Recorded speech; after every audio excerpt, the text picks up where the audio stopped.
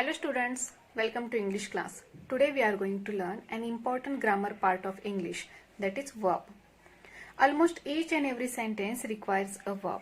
So let's learn what is a verb. Verb is a word which describes an action, position and state. Okay, state means condition. For example, first one, children play in the park. In this sentence, play is a verb. Okay, it describes an action. Second sentence, we have a new pet called Robo. In this sentence, have, this word express possession. Okay, it means ownership. Is this word express the action? No, not any action. It shows the ownership. Third one, Seema is tired after a long day at school. This sentence express a state or condition of Seema. How she is tired. This is the auxiliary verb. It helps the sentence to complete the sense. Okay. So what is this? It's also verb. So what you have learned it here? Play, have, is. This word play express an action. Have express an possession. And this word is, it express the condition of that girl. See the next one example. Achal jumped over the puddles of water. Jumped. This is the verb. It expresses an action. So, have you come to know verb? Those words describes an action, position and state. It's called verb. Now let's learn what about subject and verb agreement. Each and every sentence has a subject and verb. Okay. So what do you mean by subject verb agreement? The subject and verb should agree with each other in person and number. This is called subject verb agreement.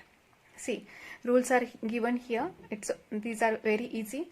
If the subject of sentence is singular, then verb should be singular. For example, Prakash is not at home. In this sentence, Prakash is a subject. Okay, subject means what? Naming word. Who does the action? Verb means what? Action word. Here action, this is not an action word, but which type of verb it is? Yes, it's a condition. It expresses the state. Prakash is not at home. So this is, it refers singular.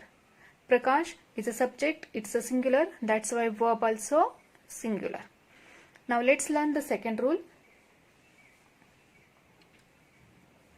If subject is plural, then verb should be plural. For example, they are not at home. In this sentence, they, this word refers plural. Okay, and what it is? It's a subject. Second one is what? See the verb. What is the verb? It's given are. This word refers plural. Okay, many are there. So, plural verb. So, what we learn it here in these two rules?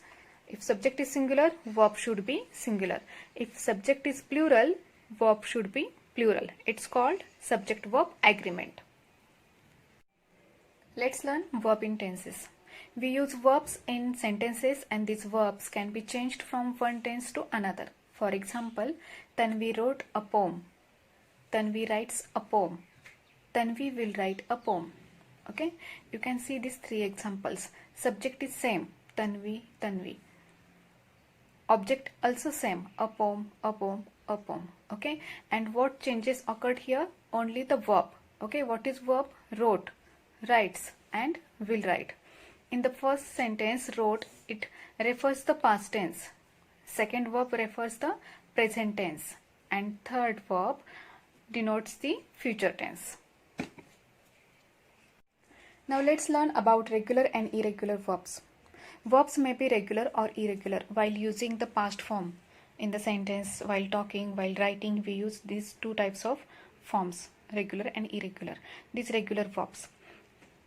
These verbs follow a set of pattern in their past form. These verbs takes an ed ending to make their simple past forms. Okay. For example, play. This is the verb. If you want to make a past form it, you have to use here ed. Play, played. Laugh, laughed, etc. Now let's learn about irregular verbs. These verbs do not follow any pattern. For example, regular verbs follow the pattern of ed. Like this, irregular verb does not follow any pattern. These verbs take different forms in the simple past tense. For example, write, wrote, do, did, go, went, etc.